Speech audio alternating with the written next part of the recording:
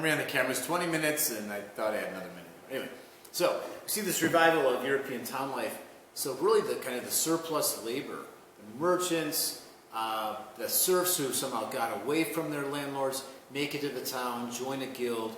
They might be shoemakers, right? So if you're a shoemaker, you start off as a child. I'm not sure the gender split here, to be honest with you. I haven't researched cobblers for a long time. But you are apprenticed to a shoemaker, and you grow up in that person's household, and he teaches you the trade. And when you become a shoemaker, you can't sell your shoes for more than the other shoemakers do, and your quality has to be consistent with theirs. But when you become ill, the other shoemakers help you out. So this is a union, this is a guild. It's not this kind of cutthroat competition. By the way, the shoes made by hand, especially for someone's foot, would have lasted like forever, and would be much better than the stuff we get today made by machines anyway, right? So, why do we make the change? Because it's cheaper. It's cheaper today, right, than to buy a pair of shoes. You probably only won shoes every several years back in the Middle Ages, if you could even afford shoes at all.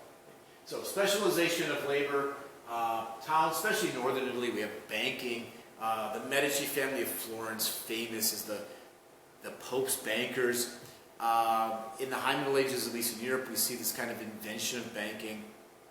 In the early Middle Ages, monasteries would keep your money. I mean, who could you trust if not the monks, right? So leave your money with the monks. Now you actually have banks, which comes actually from the Latin term for bench. So there'd be a goldsmith sitting on the bench, and he could keep your gold safe. You had an ounce of gold, but you owed it to someone else. So instead of carrying that gold to your creditor, you'd bring like an IOU from the goldsmith. Okay, O'Brien has an ounce of gold, and I give it to you, and then the receipt, and then you bring it to the goldsmith to get the ounce of gold. It's kind of like an early check. Okay, so he checks. By the way, at least in France, the word for bench is still banque, not bunk, but B-A-N-C, banque. So partnerships. Oh yeah, partnerships. You, I, and 8 other people chip in our money. We can do something that you and I cannot do alone, right? These early corporations. Now, I don't remember if I mentioned this, so forgive the redundancy. But a lot of these medieval cities were not built for automobiles. They were in narrow streets and often on hills, right? So the water and anything else, anything in the streets kind of runs into the river, and that's your sanitation. Human excrement, animal excrement, whatever. This is very important to keep disease levels low.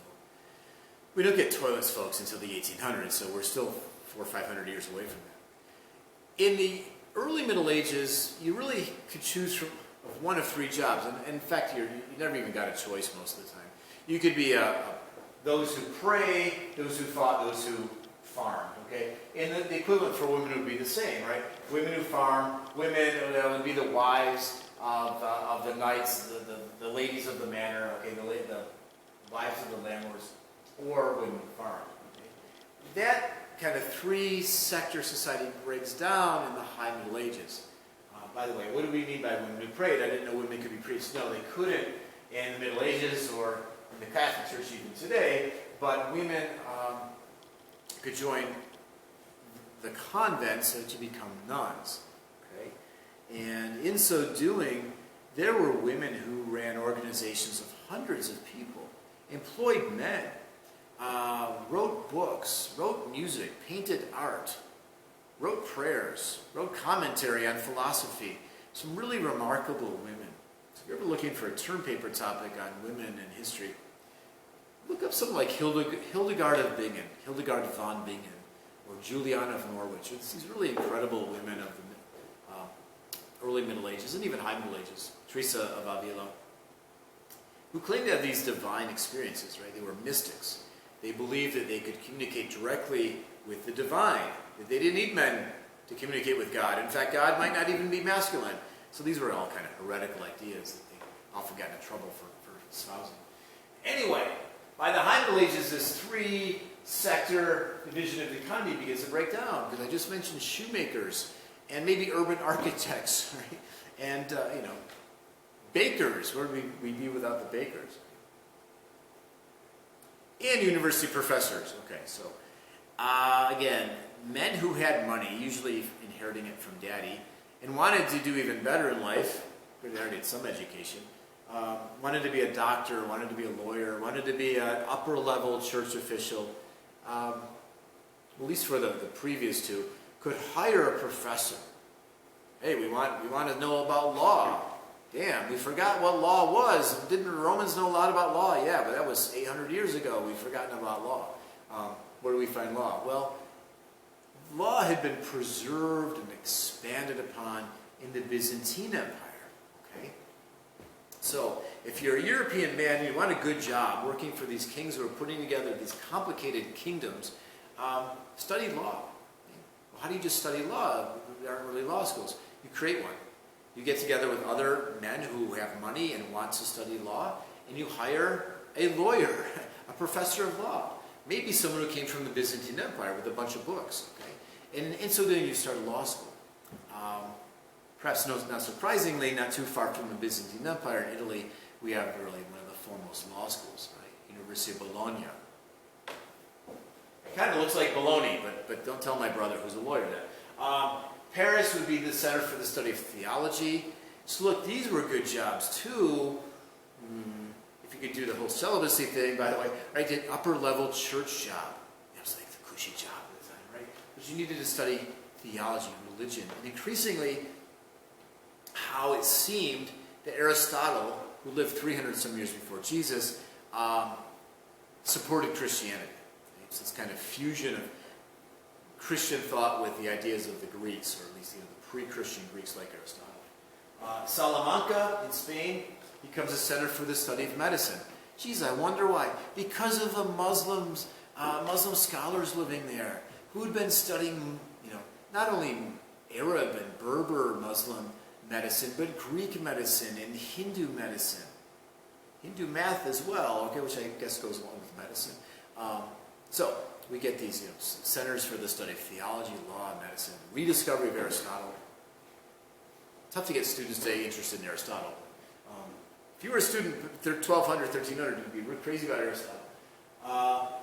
Because his ideas would be matched again with the ideas of Christian intellectuals into something new called scholasticism. St. Thomas Aquinas was really a foremost scholastic philosopher. And basically, look, if you can boil down an individual's lifetime of thought and works into like 30 seconds, which we have to do in courses like this. God is the source of both reason and faith. In other words, God gave us a brain. Yes, we should have faith, but also the faith that God gave us intelligence and ways to learn things. So we need both faith and reason. Okay? It's okay to think about things. God gave you the brain. If you're not sure, Aquinas would say rely on faith, but I would say use reason as well. Most common people had no idea who Thomas Aquinas was, or Aristotle was, what all the scholasticism stuff was, but they became more devoted to saints as intercessors. So we talked before about here's you on earth, and here's this divine force above, and what's in between? How could God possibly know us? Well, different religions deal with this differently, right? We talked about the fact that deities in Hinduism, the bodhisattvas in Buddhism, and we see this increasing importance of the saints in Christianity, especially people who lived with and knew Jesus, according to the gospel anyway, right? Especially his mother. She knew better than anyone, right? So devotion to saints. And pilgrimages. So it's not just Muslims making a pilgrimage. Christians could make pilgrimages to holy places. Like what? Well, places where body parts of saints were purported to be. Really? Okay. I don't want to knock anything, but like the bones of St. James, one of the disciples, somehow end up in northeastern Spain, according to tradition, and people would make a pilgrimage to Santiago de Compostela. People still do this today, which is really interesting. Someday I kind of like to do this just because it sounds so interesting. A hike, basically, from southern France through the Pyrenees and across northern Spain. It's just cool. People still doing this today, over 1,000 years later. So. I don't know what they see when they get there. I've not been to that part of Spain. What about reform movements? Well, as Europe gained in wealth, and as kings tried to control the church in their kingdom, there were people who said this is wrong, or the church is becoming too wealthy, or it's fallen away from its mission. Yes, people tend to always say things like that about their religious institutions. Sometimes they get kicked out. Here's one instance where someone from the inside, an insider, helped to bring about reform. St. Francis of Assisi, A-S-S-I-S-I, that's just part of Italy where he lived. His father was wealthy. His father was kind of a businessman and wanted young Francis to become a businessman and cut his hair, which I've not been able to do for 7 weeks, so forgive me myself. But he grew along, and he went around barefoot talking to birds and walking in cold water and writing poems to the sun and to the moon. And his father probably thought it was really weird. Okay? Who's my son? He's a hippie. He's a disgrace. But his son was having, Francis claimed these religious experiences, kind of mystical experiences. And somehow got permission from the Pope to establish a new order, a new organization within the Catholic Church of monks who weren't living in monasteries necessarily, right? Kind of on the top of a mountain somewhere and praying for society, but actually going into the cities. Because cities are new things. And in the cities there were problems like poor people, homeless people, people abusing alcohol, right? Imagine the city problems. And the Franciscans, people follow St. Francis, took vows of poverty, kind of went barefoot most of the time, maybe sandals when it was cold, wore these kind of rough robes and went in to minister to the poor, to the sick of the cities.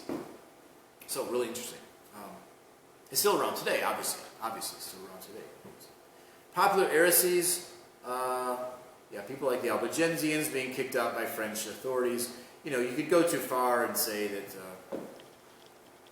Jesus was only a man, Jesus was not, the Son of God, and then get into some trouble. So you could only take your reform so far.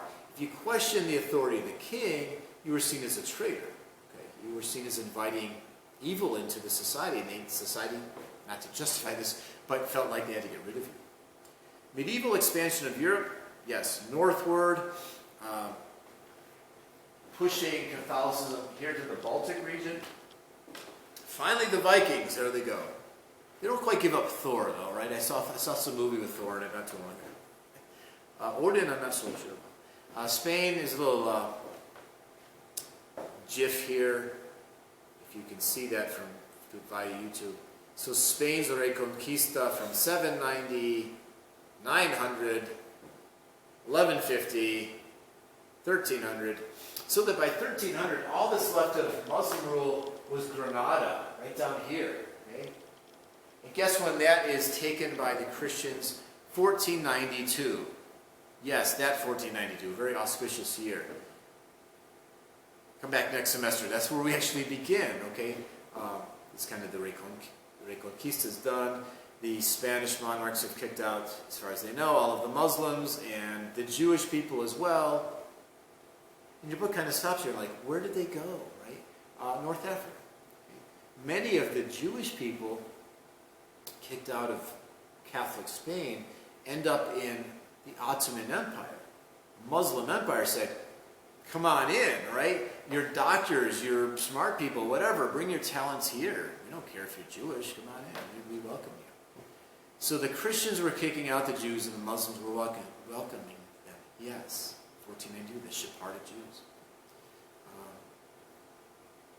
The Dominicans do what? The Dominicans try to make sure everybody is adequately Catholic in Iberia. So we'll get to this thing called the Inquisition soon enough, where you're put on trial if they don't think you're Catholic, okay? Especially if you're Protestant. What could possibly happen next? This kind of Reconquista drive. Yes, in some ways it fuels the expansion of Columbus, right? We'll talk about that, I guess, next semester. But it also pushes into Muslim lands themselves. The so-called Crusades. Crus is the Latin term for cross. Okay? So to take up the cross, to kill in the name of Jesus, which I know is like, well, it's antithetical, but look, this isn't rational stuff. When people think God tells them to kill others, they're not rational people, okay? Believe me, if God wanted someone dead, God could kill that person himself. I mean, he doesn't need you to kill someone. So this idea of holy war, Look, Christians had a concept of a just war, J-U-S-T war, of a justified war. But this holy war is something new. How does it happen? It's complicated. There are several crusades. A couple of them are temporarily successful, but by and large they're a huge failure, especially for Christian-Muslim relations for centuries. So the Pope promises salvation to anyone who will deliver the Holy Land from the hands of the Muslims. Claims, Pope Urban, interesting name, that the pilgrims were not only going to northeastern Spain and wherever else, they were also going to the land of Jesus' birth, right? Going to Jerusalem, going to Bethlehem. And the Pope claimed that European travelers to the Holy Lands were being molested, meaning in a bad way. They're being robbed, they're being killed, that stuff is happening, which there's very little evidence to that effect. And it doesn't really make sense. I'm lecturing from Chautauqua County, and in the summer we get a lot of visitors, right? A lot of tourists come into the county. We don't tie them up and kill them. They might annoy us when they take our parking spots at Wegmans, but look, they contribute to our economy, right? It wouldn't make sense to kill these kind of tourists. Like, this is stupid, right? What's going on? Here's the Pope, right? We said the Pope is losing power to kings, or the kings are gaining power on the Pope. And, who's got the bigger britches in Europe, right? The Pope or the kings? Well, maybe you can get the French people behind you, King of France, but I can get all of Europe behind me, says the Pope. Kind of what's going on. Some people took up the cross without any arms, without knowing what the hell they were doing. Peter the Hermit marches off and gets captured, and his followers get killed or sold into slavery. The First Crusade, which actually has some real knights, meaning K-N-I-G-H-T-S, takes Palestine, including Jerusalem, slaughtered the people in Jerusalem who would have been Jewish, Christian, as well as Muslim. Let God sort out the souls. Who cares? Kill everybody. They set up some Christian kingdoms that don't last for very long. This map shows what? 4 crusades. 1, 2, 3. Okay, where's the second one anyway? Yes, I guess the fourth one to me is one of the most interesting. So if you can see this on the map, Crusaders, right? The knights of the kings of Europe and some of the great landlords show up in Venice, and they tell the boatmen, hey, you got the boats, not the gondolas, but the big boats, sail us to the Holy Land. And the captains say, well, where's your money? And the knights are like, we're on a mission from God. Okay, just take us there. Like, no, dude, if you don't have any money, we're not taking you to the Holy Land. It's dangerous. We're not going to sell you there for free. But we don't have any money. We're on a mission from God. Okay, do us a favor then. Since you have weapons and you're on our boat, let's just do us a little favor, then we'll take you to the Holy Land. The favor was for the Venetian merchants to sack, which means destroy, Constantinople, at least the business of Constantinople. So here we have Christians, how? Beating up Christians, because of course, Constantinople, they're Orthodox Christians. And that's as far as they get. Okay. Constantinople is kind of wrecked for a long time. The Venetians, their trade rises them in the Mediterranean for a while. Actually, we're going to get Muslims ruling Anatolia here pretty soon. And that's it. So Christian kingdoms short-lived. Eventually, the Muslims get their act together and come back under Saladin. Saladin retakes Jerusalem and doesn't slaughter anyone. Look, if you surrender, you're not going to be killed. More tolerance than the Christians would show the residents of Jerusalem when he retakes it. The later Crusades, none of them regained Palestine. Even the one with Harrison Ford didn't quite get there. Or that's an old movie at this point. So. But if you're in quarantine, you can watch some of the Indiana Jones movies. Good stuff. What's the consequences? Bitterness. Muslim bitterness towards the West. Still today, at least in my lifetime. I had a president a little while ago. It wasn't Trump, actually. We're going to go on a great crusade against, the terrorist. Well, that's not the word you want to use, because the real terrorist could say, okay, here comes, the Crusaders again. Look what they did, look what they did 800 years ago. They're going to do it again. So we use this propaganda today by terrorists. Did anything good come out of it? Well, it's